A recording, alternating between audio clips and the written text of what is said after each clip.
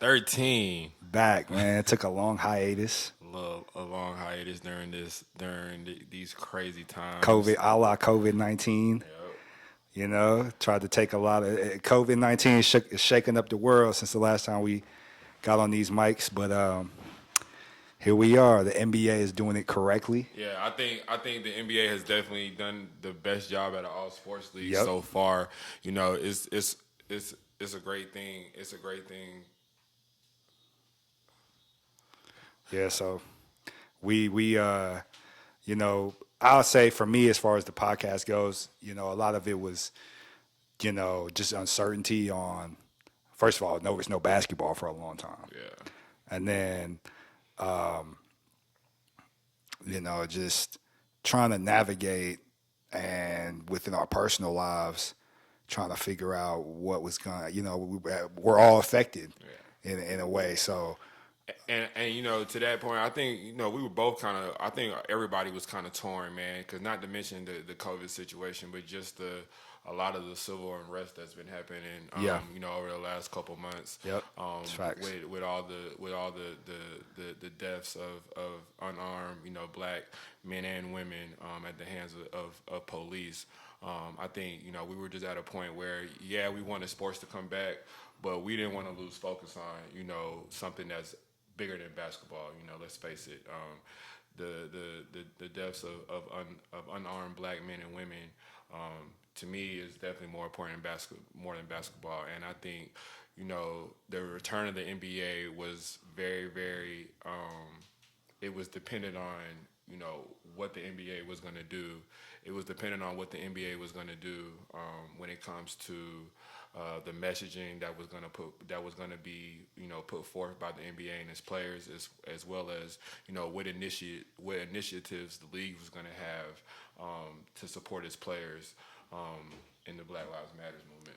Facts. I had to say, man, as far as the way the NBA has gone about what they're doing and is trying to spread that awareness, and I really think that they deserve credit for being able to navigate that and COVID-19. Mm-hmm. I think what we're seeing right now with the NFL and with MLB, they are in a very tricky position because you you see the NBA with the bubble and they're promoting the Black Lives Matter and how that goes, and especially with the NFL with kind of like their history with that. It's going to be interesting to see how they approach that. And I think the NBA has done a very good job so far. I definitely don't think this is the end all be all. No. I would like to see what's going on in the background. Yeah. Supporting not only a lot of these different player initiatives, but also just putting your money where your mouth is. Yeah. I think the phrases on the back of the jerseys, that was cool. I know some of the players didn't necessarily think that, you know, their opinions were included on those choices, but Yeah. I think it was a step in the right direction. I think that the NBA, it did its best, and I think there's still a lot to be worked on, but I definitely think the NBA, did a great job in its efforts to kind of continue to spark the conversation and kind of help move the needle when it comes to change. One thing I love about the jersey slogans is that it's historic in a way that, I mean, we're in historic times, you know what I mean? So when 15, 20 years from now, when we look back and you see a picture of Dame hitting a half court shot or somebody getting dunked on with like Black Lives Matter or say their names or something on the back of their jersey, and your kids or whatever can be like, yo, why does he have that on his jersey? And you'll always be able to be like, oh yeah, that was 2020 when, you know, life in America was insane. You know what I mean? I mean, this is definitely by far the craziest year of my life. Yeah, I think for most of us. My grandfather's in his 70s, and he was just like, I don't remember a time like this. yeah, You know what I mean? So, but to get to to basketball, man. The bubble has gone well so far. They've announced first team all bubble, First team all bubble, that which included Dame Lillard, of course, Luka Doncic, of course, Devin Booker, of course. T.J. Warren, and Joel Embiid. Love it, love it, love it. T.J. Warren was going out of control Yeah, for a while. yeah. He's always had that potential. Yeah, yeah, and to me, it's funny that I think not the most surprising name on the list, but I think, kind of just as far as stories are concerned, it's crazy as it sounds. Joel Embiid's performance in this bubble has probably gone. It's kind of under the radar. A little unnoticed. I think a lot of the focus has been on Ben Simmons' injury. Yeah. And I don't think a lot of people have realized just how well Joel Embiid has played without him, and of course, the streak that Dame has been going on as well as MVP. As well as Devin Booker and the Suns. As well as Devin Booker and the Suns. And then, of course, T.J. Warren and a couple of his performances as well. I think some of Joel. Yeah, he was going crazy for the first 5 games. Yeah, he was going stupid. And now we get the Indiana Pacers Miami Heat matchup.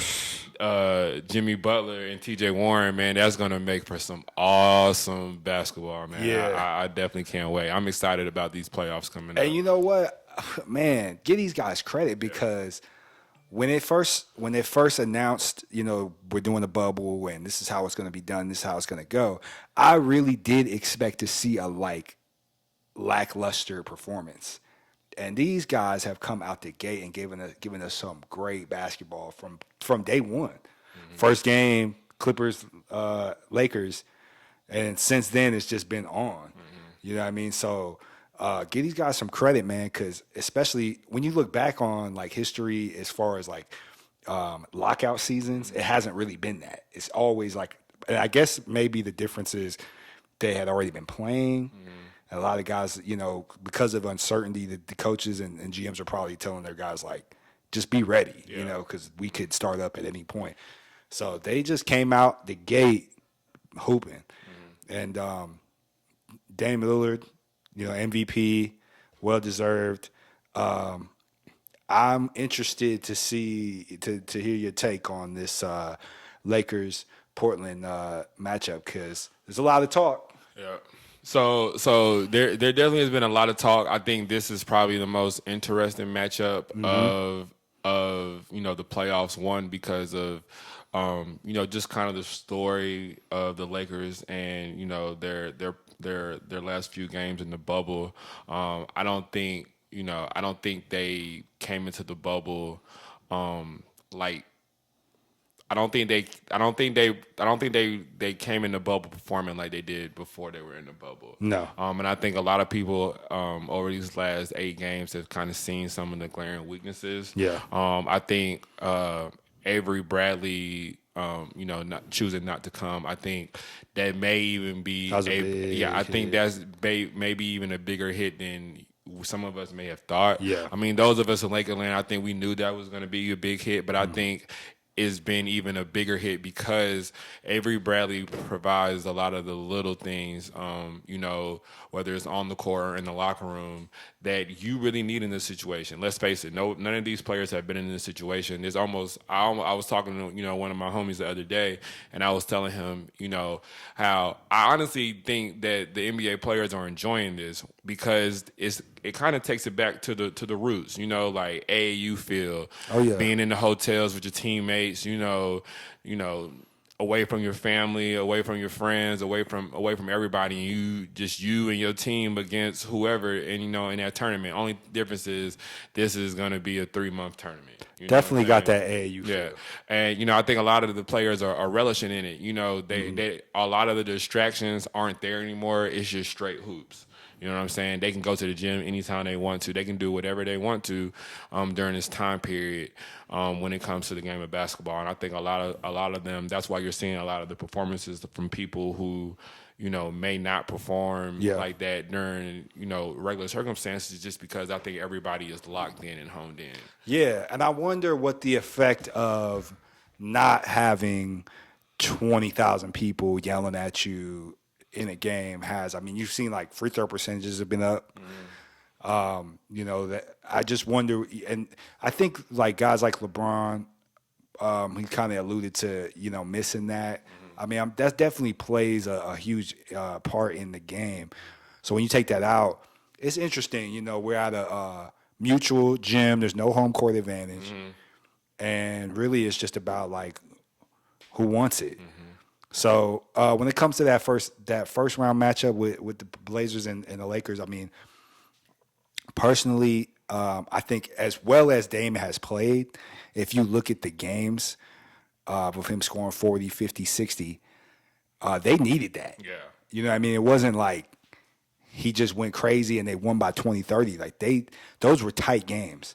And I think that in order for them to really push the Lakers, even though the Lakers haven't been playing as well as we'd like to see, I still think you got the two best players, the best duo in the league. They haven't really pulled out the pick and roll. Yeah. And one thing I think people have also kind of slept on with the Lakers is that they clinched that number 1 seed early. Yeah. So whether this was a good strategy or not, I think they may have been kind of cruising since then. So I think we'll see a lot of the pick and roll action in this first round series. Yeah. But it's going to be a tough series. I think my prediction is Lakers in 6 probably. Yeah. Lakers in 6. I wouldn't be surprised if the Blazers come out and win the first game. But I just think when it comes down to it, that combination of LeBron and AD is just going to be too much. Yeah, I mean, so for me, you know, I'm kind of, you know, I of course, you know, LeBron is my guy, but Dame is not too far behind it when it comes. He's right to, there. You know, my favorite players in the league. Yeah. So I'm at a crossroads. You know, especially I love seeing guys from the Bay Area, you know, right. do their thing. I think for the Lakers, I'm always of the mindset that I'm playoff LeBron. Yeah. You know, I've seen it so many times. I'm not worried about his struggles in the bubble because I saw what he did, you know, during the first couple, like, you know, preseason games. Right. His shot is going to fall. You know, I definitely think he might have tweaked his groin again somewhere in those first 8 games, but I think he'll be ready to go. You know, LeBron is very calculated when it comes to his body and his performances. Yeah. He knew we only had to win one game in the bubble for us to get that number 1 seed. Yep. You know, and as much as I love him, I think you know he relishes in drama. Yeah. So I don't think he minds some of the storylines that have been coming out. Yeah, facts, big facts. Of this bubble, because you know he's gonna make it a point game 1 to, I think, remind people. Like, yeah, I'm here. This is still my league. I was talking to a partner of mine. He was saying, you know, I just don't see LeBron scoring like 25 times. I was just like, dog, like he always do it though. Yeah. What you mean? Like, when it come down to it, we've always seen him score like that. And this year, I mean, MVP candidate, it's not like, I think people have kind of year 17, and I think guys they're sleeping on the idea that LeBron will take it to another level. And it's just like, hey, bro, we've seen it, you know, plenty of times. So I got the Lakers coming out of that series. Definitely. For sure. And, you know, but other than that series, which is probably the most interesting, like you said, I'm super interested in that Heat-Pacers series. Yep. But the one team I'm really interested in, I told you this earlier, like the Raptors. They're scary. They're scary. I don't know what it is about them. I think so. First of all, they're the best coach team. Yeah, I definitely. So I'm 1A 1B with that because I'm a very big fan of the Mavericks and the way that they're coached by Rick Carlisle. Yeah. So I'm 1A 1B with Nick Nurse and Rick Carlisle. I'm a big Rick Carlisle fan. Okay. Yeah. So you know, I think. That's a series that I'm very interested to see into. I don't think I think it's gonna be one of those series where, you know, the Clippers may sweep. Like they could potentially sweep the Mavericks. They could definitely sweep the Mavericks, depending on how depending on how serious they come out, and.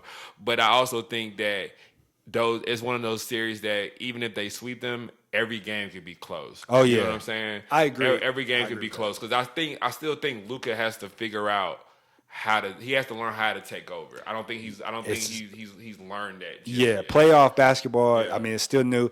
The thing about Luka, and I mean, I think in the next 4 to 5 years we're gonna be talking about him as the best player in the NBA. Yep, I can agree. But the thing about him is, and I think that the Clippers should not sleep on, is this guy is not phased. Like he's shown that through the first 2 years of his career that these lights don't faze me. I've been playing against grown men, and you see it in the numbers. I think Luka, I think their team sometimes falls in love with just, he's almost got the James Harden treatment where it's like kind of fall in love with him just standing there dribbling a lot. Where I think that can hurt them a little bit. I still think they're one piece away from being a major threat. Yeah. And I mean, you see that with them being the second. Because I think at one point they were like the 3rd seed. So they fell a little bit because of that. So also wanted to bring up Devin Booker and the Suns because they had an improbable run.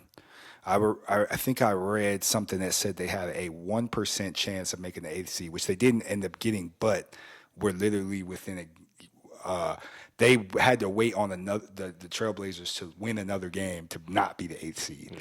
8-0, and I gave them a lot of crap for making what I figured was a mistake of skipping out on the Luka draft pick and going for DeAndre Ayton. But I got to give DeAndre Ayton props. The dude can play. Yeah. He can play.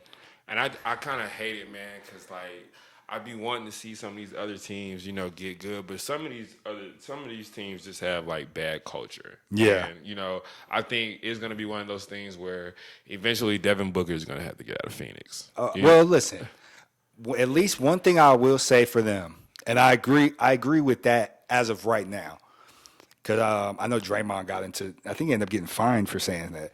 But the one thing I will say is Monty Williams is a good coach. Yeah. And I like that they got Monty in there now. If you're going to push forward with Monty for the next couple years, that's so big for those young guys to know that this coach is going to be here. Yeah, but man, sometimes like what I've learned in watching the NBA is you can have the players, you can have the coach, but dude, if that front office is not right, if that ownership is not right, man, the culture. It starts at the top. Yeah, man. it's you true. know what I'm saying? It starts at the top, and it's just something about Phoenix, man. It's just like they don't have it together. They make bad decisions. And in the last couple years, the bad decisions they've made have all basically been coaching decisions. You bringing in guys that the players don't respect.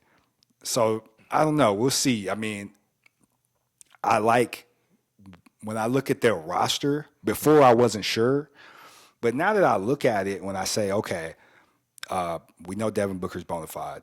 DeAndre Ayton, could he be a 20-10 guy? Definitely. Probably. Yeah. And Bridges is solid. Cam Johnson, solid.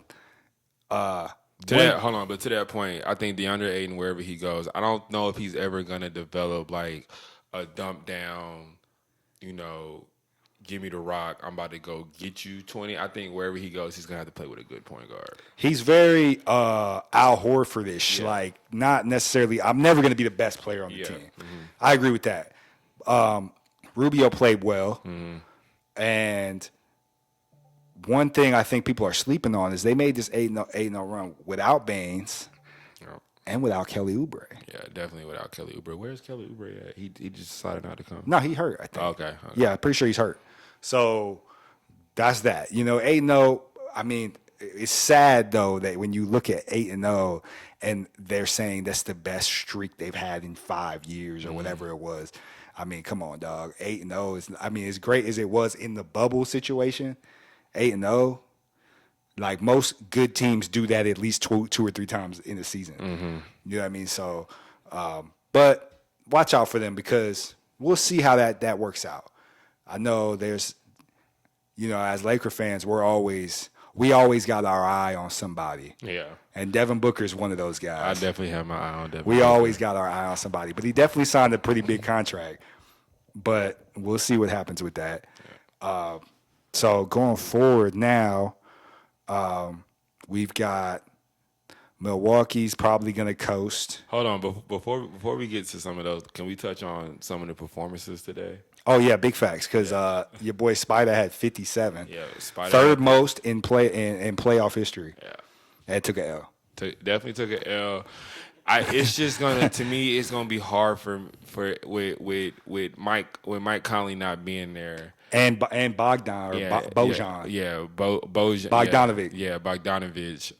With those two not being there, man, it's gonna be hard it's gonna be hard for them to I think even get a win. Mike Conley is he's been shitty this year. Yeah. Let's be real, but he still brings in that veteran. I think he's gonna come back though, right?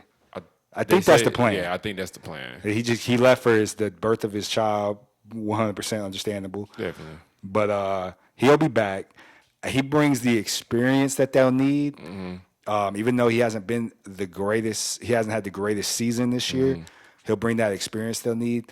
But man, one thing I noticed today when watching them, and I didn't get to catch the whole game. I probably watched it from the mid-third quarter to overtime.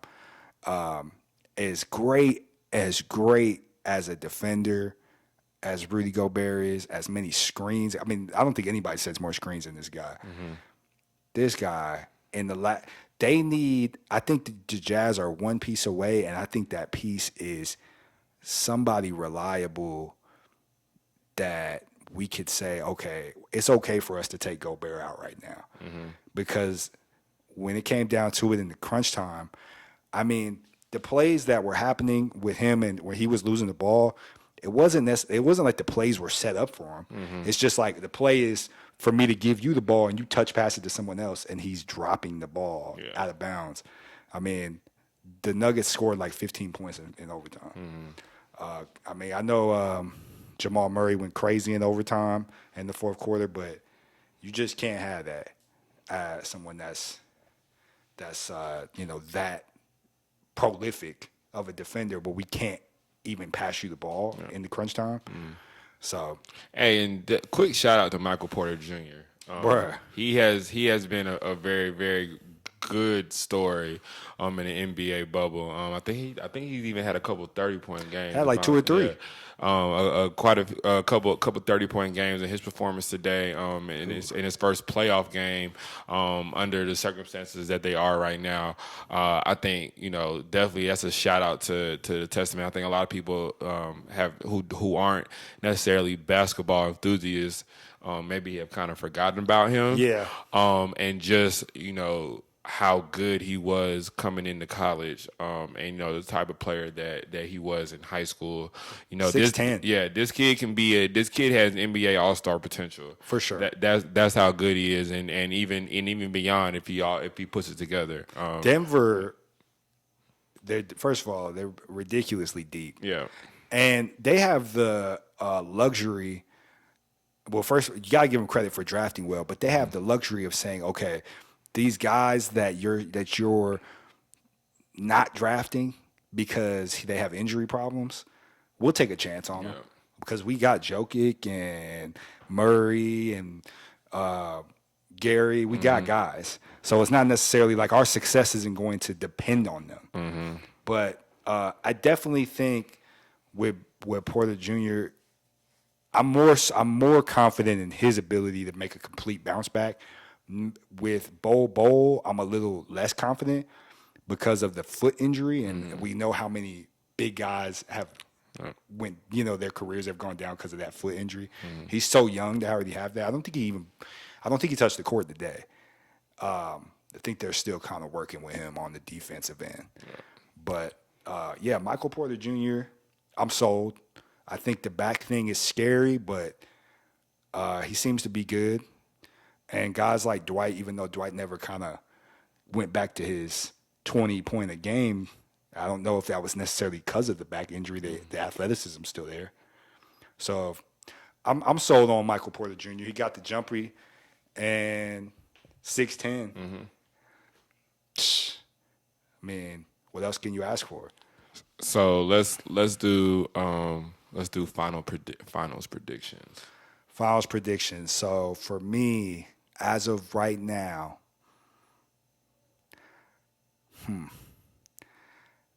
I don't want to sound like I'm like overblowing the Raptors thing, but I'm gonna just go out on a limb and say I think the Raptors are gonna make the finals. Okay. I'm gonna go Lakers, Raptors, and I'm scared of that matchup. I'm not gonna lie. I'm going. I'm a Celtics believer right now, man. Yeah. I just think Looks like they're about to get a W. Yeah, I think was it 92-86, Yep. fourth quarter, 6 minutes left. So we'll see if they hang on to it. I just believe.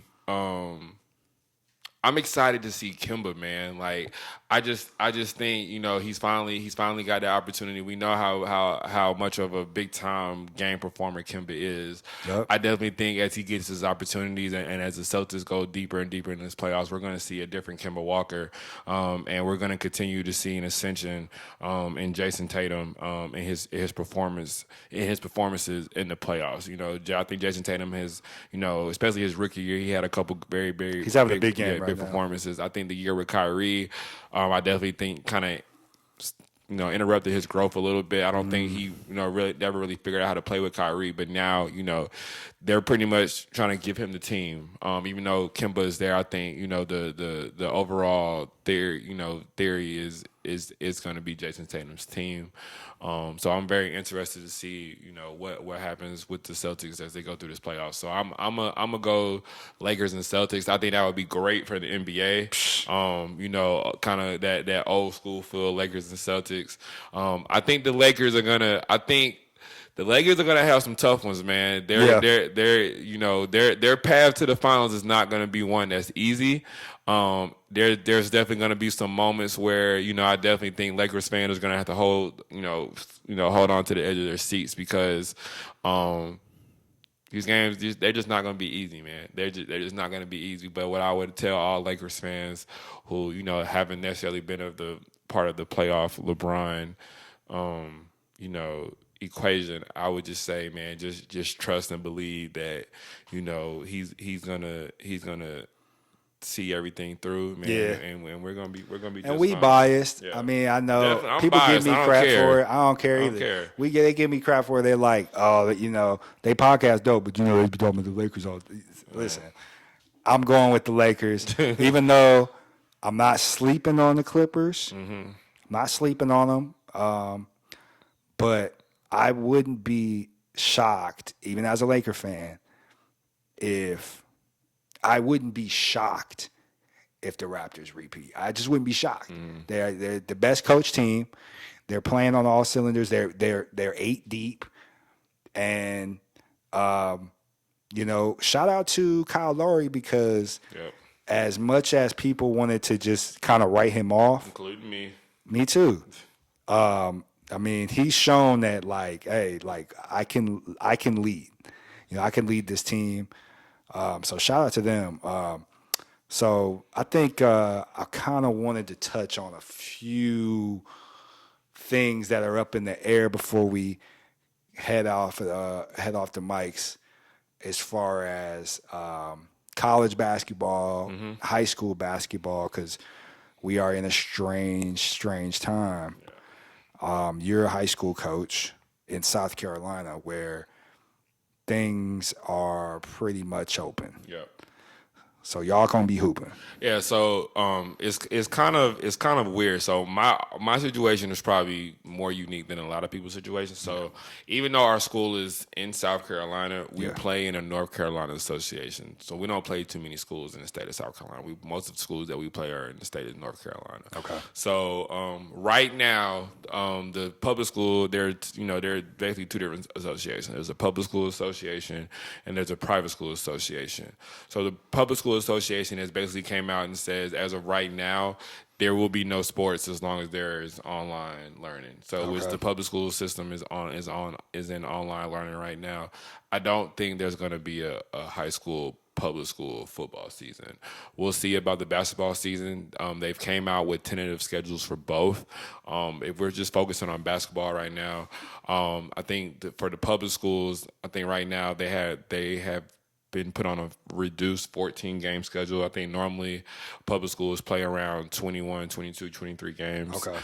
So it's a little bit. I think it's a good compromise. For my situation, private school, the NCAA has basically came out and said everything is a go as normal. Is a go. Is a go as normal. So it's definitely going to be Good old interesting. South We're slated to play close to 30 games this year. So it's going to be very interesting. I think things are going to be super fluid. I think, we could be playing games one week and then the next week it could be one of those things where everything is shut down again. Well, like we saw today, Chapel Hill sent a bunch of all their students all home. their students home to do basically, online learning because of a COVID outbreak off gate. Yeah. And, like you alluded to earlier when we spoke, like your situation is not only unique because of that, but because you're at a school with a small population as opposed to a 4A, 5A school for, all these kids. So college basketball, I want to say it's been a couple conferences that have already said basketball is not going down. Really? I think Pac-10. I mean, Pac-10, right? I know a couple of them have said football isn't happening. I'm not aware. There may be. I'm not aware of necessarily some. California schools are not playing. Let's just be real. Yeah. I don't think California whether it's high school. Like I know, like for instance, Bronny's school, their conference basically said that. The association. So it's it's probably like all of California. Has basically said that they won't be playing any basketball until March. So, and as for for example, North Carolina basketball, the first games will not be played until 2021. Yeah. So, I mean, it's definitely a fluid situation, man. I hate it for these kids, especially like for instance, the rising seniors. They may or may not have a season. It's just gonna be that's right. It's gonna be crazy, man. Because if we don't have basketball, if we don't have these other sports, what do you do with some of the kids who were seniors this year? What do you do with the incoming freshmen? Do you give kids another year eligibility?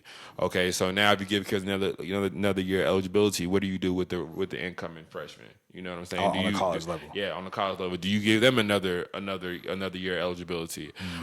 It's just a wild time, and kind of one of the ideas that I've kind of floated around to people.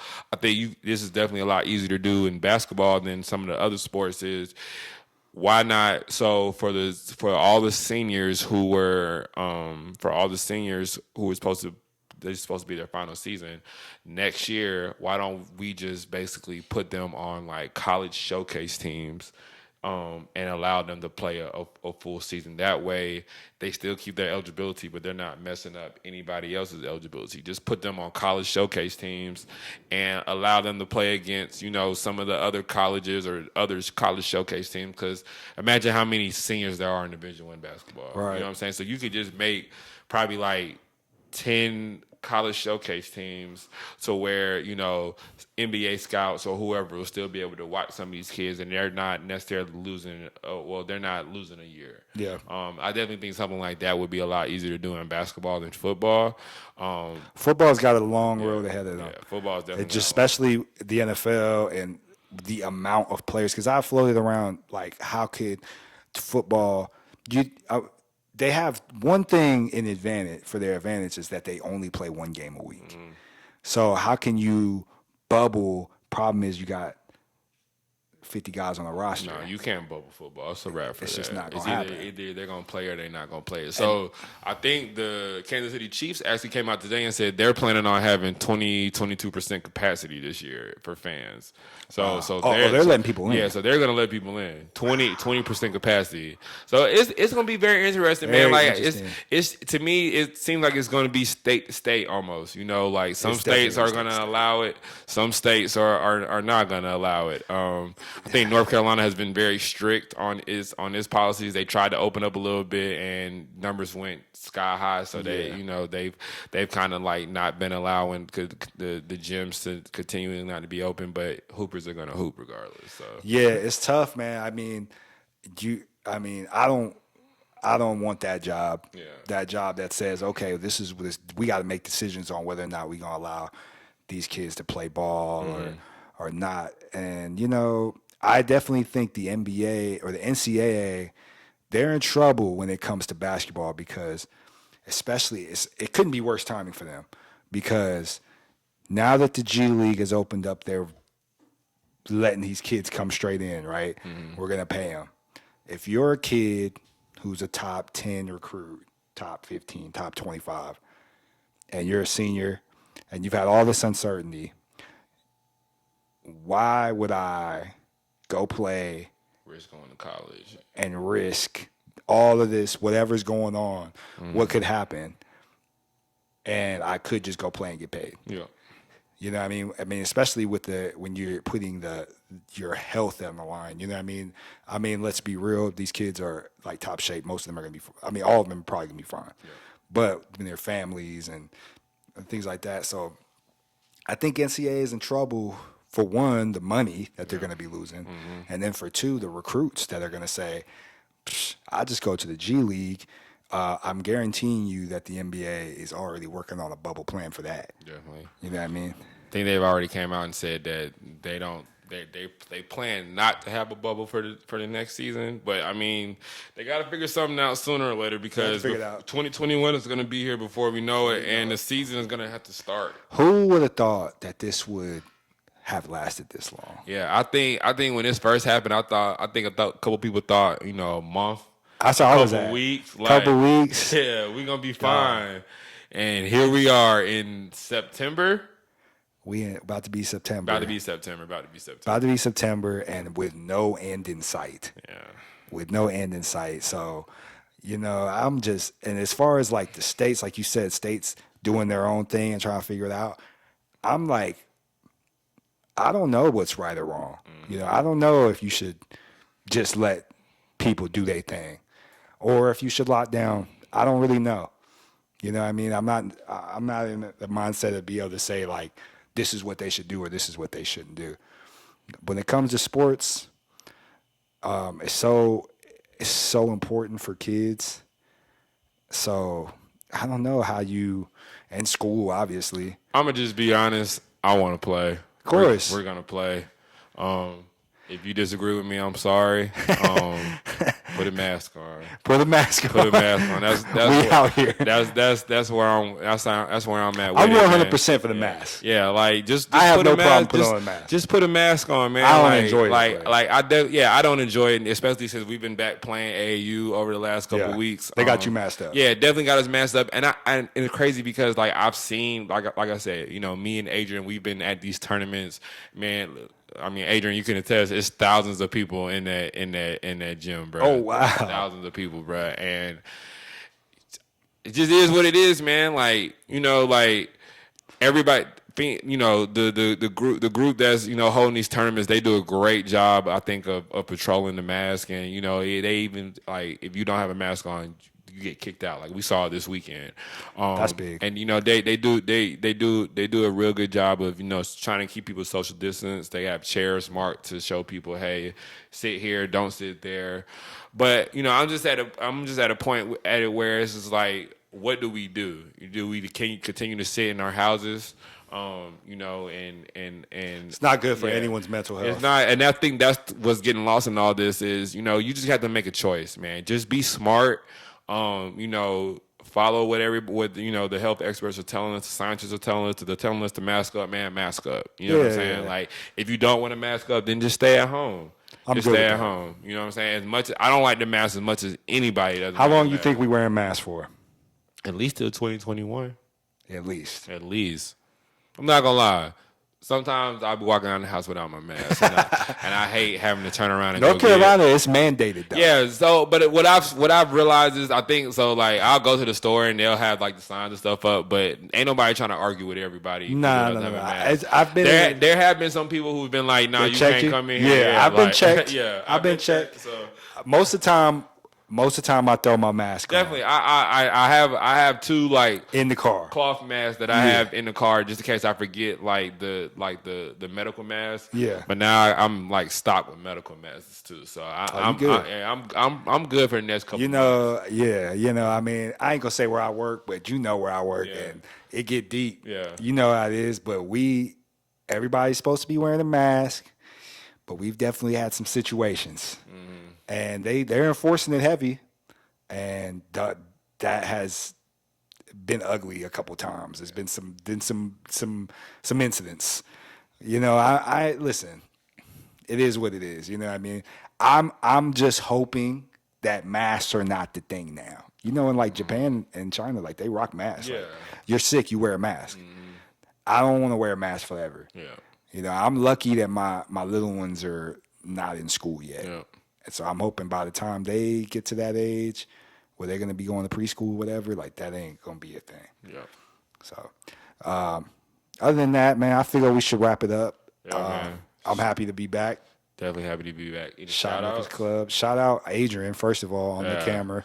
Hey, doing big things. Hey, yeah, Big I definitely want to give out. I definitely want to give out a shout out to the man, the man himself. Keeping the Shotmakers moving. Adrian, Addy, Hezzy Mello. I got the views, man. He has been keeping Shotmakers going full the gram force, man. Gets blown up. They be like, "Can you come make a mix? Yeah, can you come make a mix? Can you come make some pictures? Yo, but man, make a mix." Definitely shout out to Adrian, man, and all the great filming that he's been doing since this quarantine, man. His camera skills since we started this. Who would have ever even thought when we first started this? Who would we would be where we're at right now, man? And when we first went out there, I remember Adrian had the iPhone with the little thing on it, and it was some cat out there with a big camera, and he was looking at Adrian like, yeah, what is he doing? Exactly, but man, just definitely shout out to Adrian, man. Shout out to all the kids that who have believed in us when it comes to getting their film out there, hitting us up in our DM, giving us the opportunities, man. And just shout out to all the kids. Shout out to all the tournament organizations who have allowed us to come into their tournaments and film all the access that we've been granted, man. And I'm just as me being an AAU coach, man, I definitely got love for everybody. So definitely shout out Team Eat first and foremost. Shout out Joe Adams, the coaches of our 17U, and shout out just to all the organizations, man. Shout out Team Curry, man. Shout out Team Charlotte. Shout out Team CP3. Shout out Team Marie Hoops. And Coach Carr over there, man. Shout out to just everybody. I definitely don't think that we thought a couple months ago that we would be where we're at right now, just with all the the things that have been going on, man. But it's been so many great moments and so many great games over these last 2 months, man. Shout out to all those organizations and just the talent level. Shout out to all the kids, man, that have performed. There have been a lot of special performances over these last couple weekends, man. And I definitely expect to see a few more here as we wrap up the month of August and go into September, man. But just shout out to everybody in the North Carolina basketball community, whether it's high school, AAU, and beyond, and the coaching family, the coaching tree. Shout out to all the coaches that I've met, over these last few weeks, and just the relationships that I've been able to cultivate over these last few weeks and months as well, man. Shout out everybody, man. Shout out everybody. We doing and that's the love. damn thing. That's love. And you know what? I'm gonna shout you out, E, because with everything that's going on right now, you've always been a guy that you're close to these kids, and they really going through it right now. Yeah. You know what I mean? So for you to be able to, put everything aside and always be there for them, that's big. If you're a kid right now and mentally you going through it with everything that's going on with the remote learning and your season's getting canceled and stuff like that, man, make sure you talk to somebody about definitely. because we want to make sure our mental health is on point during these times. Cool. Yes, sir. So that'll be a show. Happy to be back, Shotmakers. Yeah.